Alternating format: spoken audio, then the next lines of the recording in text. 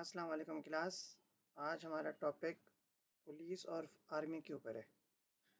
Syllabus में हम देख लेते हैं ये किस नंबर पे है।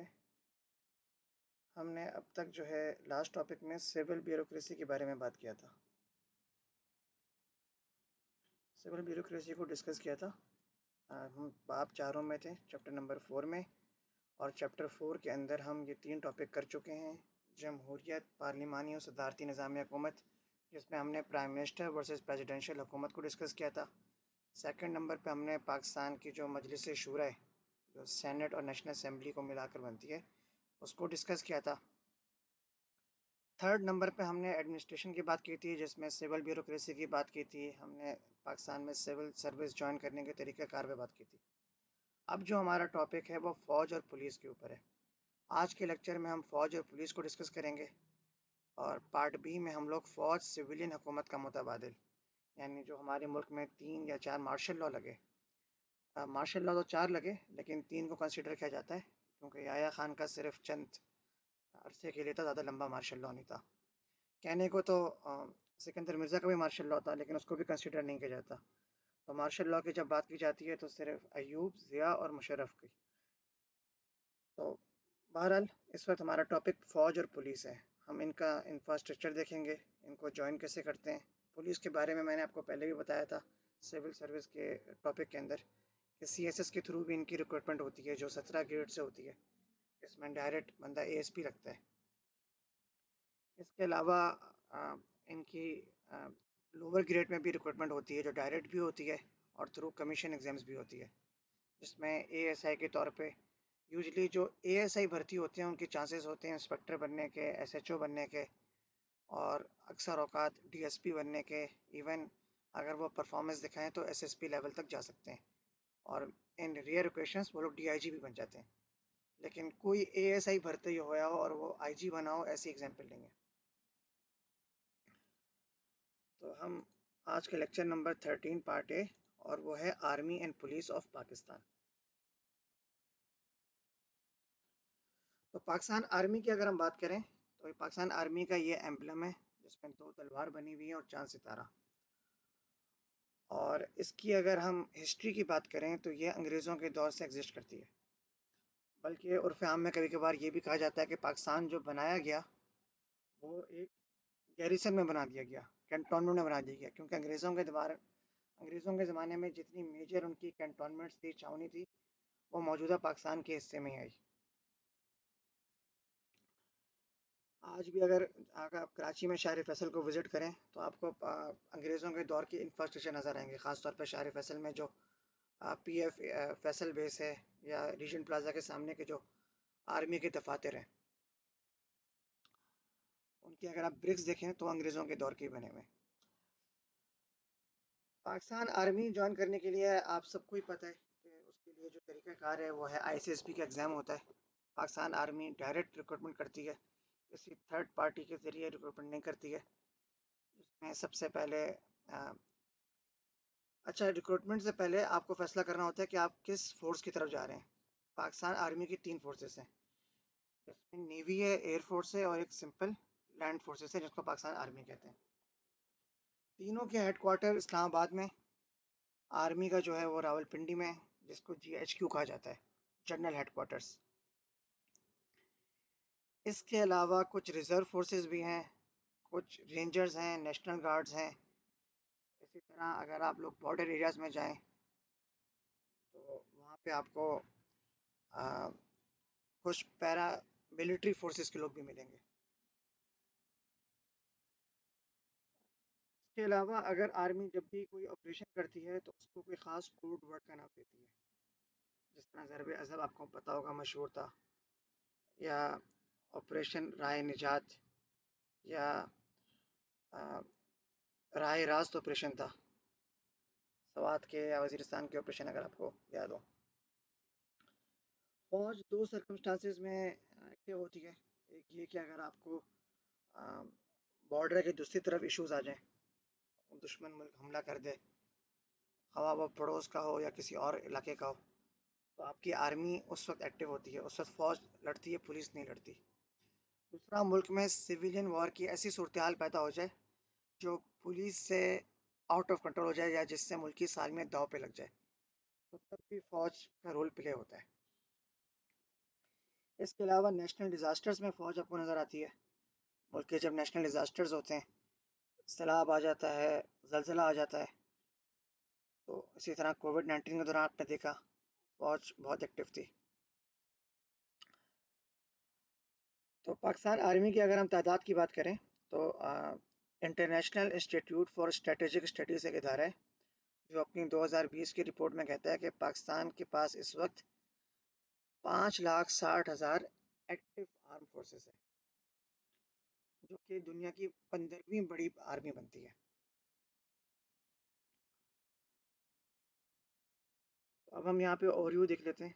हम इसमें मेन चीज़ें पढ़ेंगे, जो अ, गैर ज़रूरी हिस्ट्री की चीज़ें होंगी उनको हम डिस्कस नहीं करेंगे।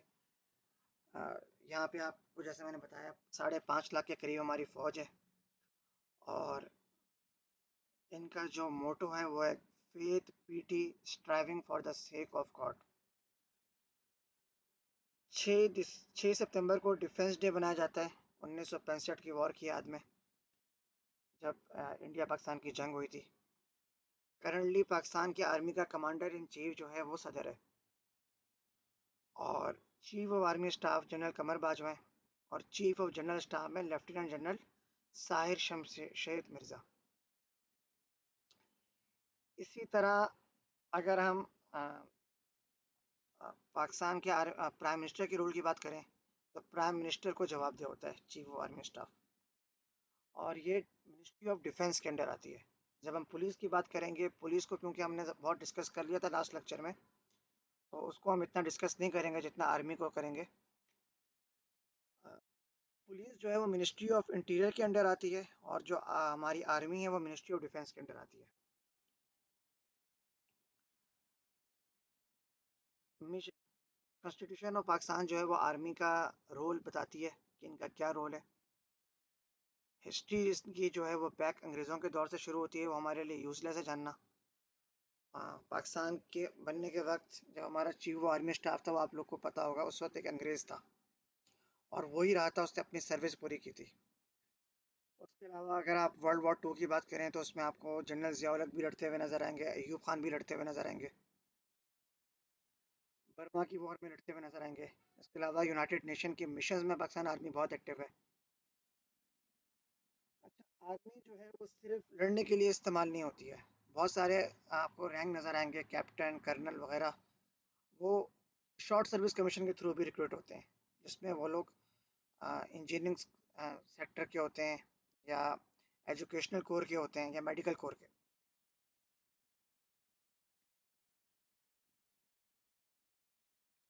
अगर हम इनको देखें, क्योंकि ये मैं आप लोग को विकीपीडिया से दिखा रहा हूँ, और ये बहुत ही बड़ा टॉपिक है, तो इसमें बहुत सारी चीज़ें गैर ज़रूरी हैं, और ये ऐसी चीज़ है जो सबके एक्सेस में कोई पढ़ना चाहे तो वो पढ़ सकता है।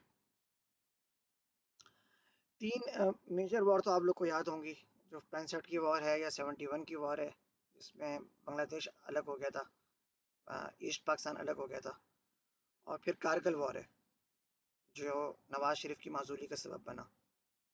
इसके अलावा 48 में एक वॉर हुई थी कश्मीर को लेके, वो खैर इतनी ज़्यादा नहीं थी जिसको डिस्कस किया जाए, लेकिन पहला निशान हैदर उसी वॉर में मिला। इसकी भी बात कर लेते हैं निशान हैदर के हवाले से। ये पाकिस्तान की आर्मी का सबसे आला एजाज़ है, जो यूजली शहादत पा लेने वालों को मिलता है, जिंदा लोगों का ये निशान नहीं होता है। और जो जिंदा रह जाते हैं उनके लिए सितारा जुर्रत होता है, निशान पाकिस्तान होता है, हिलाल पाकिस्तान होता है, मुख्तलिफ़ किस्म के तमगे होते हैं। जो सितारा जुर्रत होता है वो जिंदों को भी मिलता है, और जो शहादत पा जाते हैं उनको भी मिलता है। इसके अलावा पाकिस्तान आर्मी का रोल हमें 9/11 के वाक़े के बाद बहुत ज़्यादा नज़र आता है। जब अमेरिका में अटैक हुआ, 9/11 का वाक़या हुआ, और अमेरिका ने अफ़गानिस्तान पे ऑपरेशन का फ़ैसला किया, तो पाकिस्तान की लैंड उसको उसने यूज़ की। इसके अलावा यूएन पीस कीपिंग मिशन में हम देखें तो पाकिस्तान की आर्मी जो है वो बहुत अच्छा परफॉर्म करती है, ख़ास तौर पे अफ्रीका में, यमन में। अफ्रीका में तो बहुत ज़्यादा इनका हो रहा है, कम्बोडिया में, नाम्बिया में, इसके अलावा न्यू गिनिया में। इसी तरह बोस्निया ईस्ट तिमोर की तरफ, ईस्ट तिमोर जो इंडोनेशिया की तरफ है, Sierra Leone again Africa, Slovenia ये यूरोप का कंट्री है। और करंट डिप्लॉयमेंट की बात करें तो ये इसकी एक हिस्ट्री भी दी हुई है इन्होंने कि 99 में जो है वो कॉन्गो में हुई, 2003 में लाइबेरिया में, फिर बुरुंडी में, फिर कोट डी आइवरी और 2005 में सूडान। इसी तरह आ, ये पीस कीपिंग मिशन तो इनके हैं। इसके अलावा मुख्तलिफ़ किस्म की जो खेल होते हैं, तमगे वगैरह शूटिंग के गेम्स होते हैं, उसमें भी आर्मी रिप्रेजेंट करती है। एयर शोज़ होते हैं। Command and control structure, command and control structure इस तरह होता है कि सबसे ऊपर चीफ ऑफ जनरल स्टाफ होता है, उसके under chief of logistic staff होता है, फिर क्वार्टर मास्टर जनरल होता है, फिर master general of ordnance, ordnance जहाँ पे ऑर्डिनेंस फैक्ट्री आप लोगों ने सुना होगा वाह कैंट की, जहाँ पे असले वगैरह तैयार होते हैं। इंजीनियर इन चीफ होता है, फिर जज एडवोकेट जनरल होता है। वो पता है मिलिट्री कोर्ट्स भी कायम की गई हैं।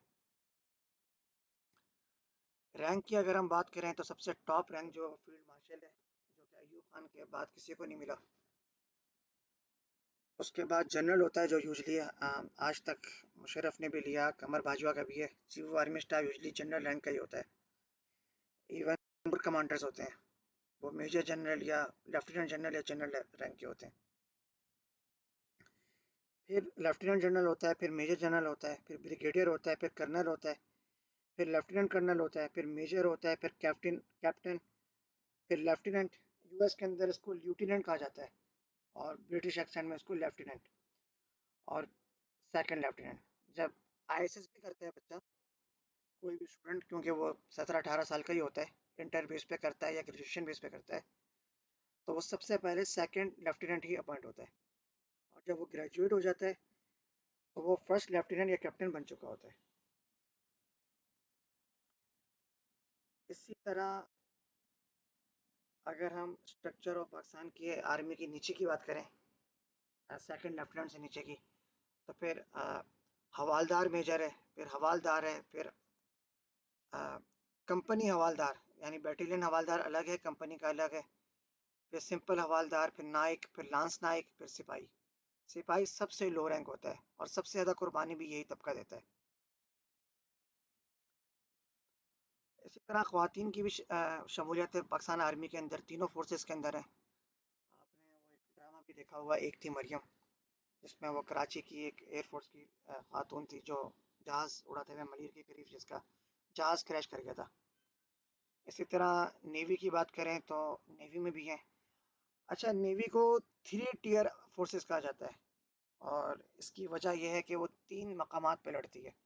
यानी वो लैंड पे भी लड़ती है और वो एयर पे भी लड़ती है। अगर आप देखें तो कश्ती में भी इन्होंने एयरबेस बनाए होते हैं। और वो अंदरूने समुंदर के तह में भी लड़ती है सबमरीन की तरह, जिसमें आप लोगों ने सुना होगा अगस्टा सबमरीन का एक केस हुआ था। इसी तरह इंडिया ने एक फिल्म भी बनाई है पाकिस्तान के ख़िलाफ़, जिसमें वो एक सबमरीन ऑपरेशन हुआ था उसके ऊपर।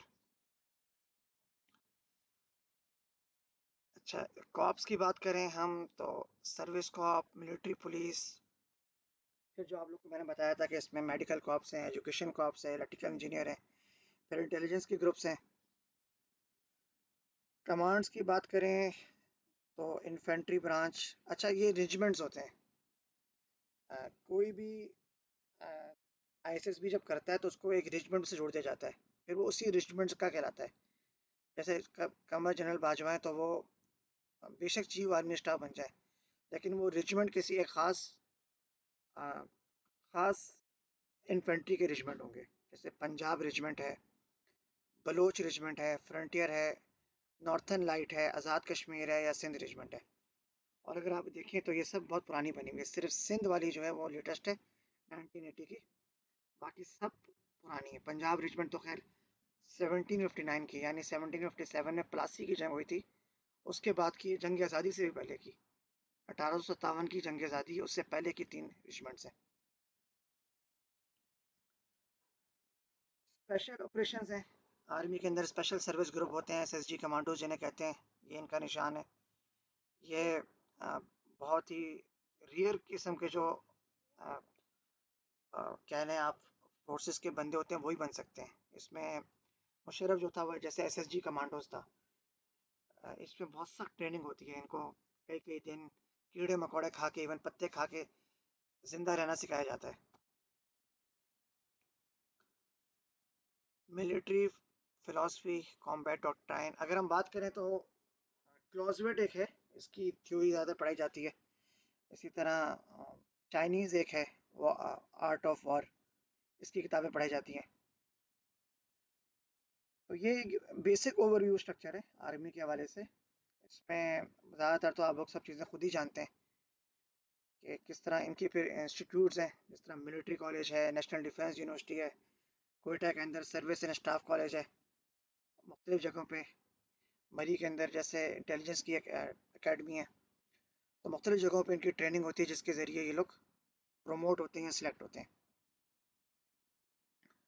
अवार्ड्स मैंने आपको बताया था, निशान हैदर अब तक 9 लोग ले चुके हैं, जिसमें सबसे पहले जो था वो राजा मोहम्मद सरवर को मिला था, वो पंजाब रेजिमेंट से थे, और 47 की जो वॉर हुई थी उस पर मिला था इनको, आज़ादी के फ़ौरन बाद।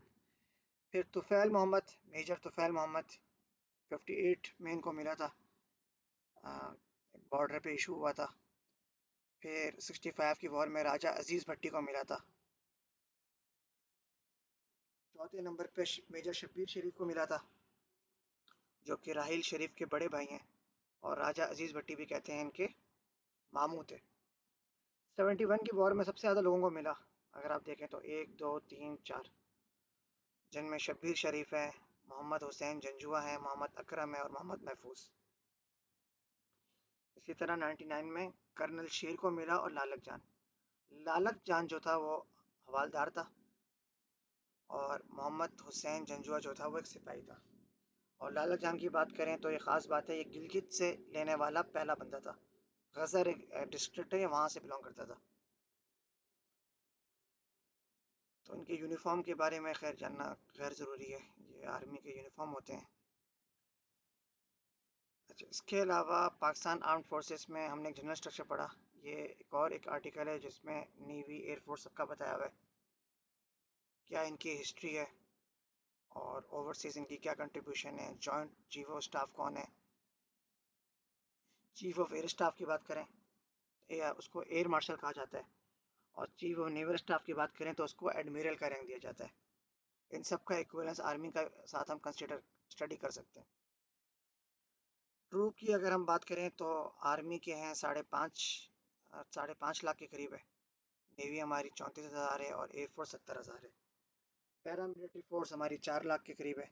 और एसपीडी का अगर आप लोग को बताऊं, ये स्पेशल फोर्सेस होती हैं जो यूजली हमारे जो एटमी हथियार वगैरह होती हैं इनकी हिफाजत के लिए, या सुपार्को वगैरह यहाँ पे तैनात होती हैं, जहाँ सेटेलाइट के ज़रिए चीज़ें देखा जाता है। और इसमें अगर देख सकते हैं कुछ और अगर इम्पोर्टेंट हुआ पढ़ने का, यूएस पीस कीपिंग फोर्सेस का मैं आपको बता चुका हूँ। इंटेलिजेंस है, कह रहे हैं पाकिस्तान मिलिट्री एकेडमी है, एयरफोर्स की है, फिर नेवल की है। मिलिट्री एकेडमी काकुल में है, एयरफोर्स की जो है वो कामरा, और नेवल एकेडमी कराची में। फिर यूनिवर्सिटीज़ का मैं आपको बता चुका हूँ, ये सारी यूनिवर्सिटीज़ हैं। इसी तरह फौजी यूनिवर्सिटी भी है रावलपिंडी के अंदर, एयर यूनिवर्सिटी है, और बैरिया यूनिवर्सिटी भी नेवी के अंडर आती है। इसी तरह पीएफ टेक है कराची में, वो एयरफोर्स वालों का है। मिलिट्री जस्टिस सिस्टम में आपको जज एडवोकेट जनरल ब्रांच होता है, जो मिलिट्री के जितने भी इश्यूज होते हैं उनको देखता है। वेपन इंडस्ट्री का आपको बता चुका हूँ, वहाँ कैंट में इनका वो है। ऑर्डिनेंस फैक्ट्री कराची में भी एक है, डालमिया के पास, या उसको आप कह लें ड्रिग रोड के करीब, डालमिया से ड्रिग रोड के दरमियान। एयरफोर्स हमारी हमेशा एडवांस रही है। आपने देखा था कि जो पुलवामा वाक़े के बाद अभिनंदन वाला वाक़या हुआ था, उसमें भी एयरफोर्स ने मेजर रोल प्ले किया था। इसी तरह नेवी है हमारी, नेवी में तो हमें खैर इतनी जंग लड़ने की नौबत नहीं आई, मगर बहरहाल क्योंकि हमारे पास समुद्री हदूद है, तो ये मस्ट है कि हमारे पास एक नेवी फोर्स हो। ये एक शिप है जुल्फ़िकार। इसी तरह रॉकेट लॉन्चेस जितने भी होते हैं वो भी हमारी एयर फोर्स करती है। आर्मी करती है। इसमें आपको पता है शाहीन, गौरी वगैरह की मिसाइल टेस्टिंग वगैरह, क्योंकि ये जंग आर्मी नहीं लड़नी होती है। तो ये था पुलिस के हवाले से। अगर हम बात करें तो पुलिस का कुछ ज़्यादा बताने को नहीं है, आप लोग को मैं बता चुका हूँ कि एएसपी होता है 17 ग्रेड का, फिर एसपी होता है, फिर एसएसपी होता है, फिर डीआईजी होता है, फिर एआईजी होता है और फाइनली आईजी। और उससे ऊपर भी ग्रेड होता है जिसे कहते हैं जनरल ऑफ पुलिस, या आईजी अगर तरक्की पा जाए तो उसको सिक्योरिटी दाखिला लगा दिया जाता है। और ये एक पेपर है, ह्यूमन राइट कमीशन की रिपोर्ट है, जिसमें पाकिस्तान पुलिस के बारे में पूरा इंफ्रास्ट्रक्चर बताया गया है। ये आप लोगों के साथ शेयर कर ली जाएंगी, तो जिसको पढ़ना है वो इसको पढ़ सकता है। तो आज का लेक्चर इतना ही है। लेक्चर 2 में हम पढ़ेंगे फ़ौज का जो रोल रहा है पाकिस्तान की हिस्ट्री के अंदर, उसके हवाले से।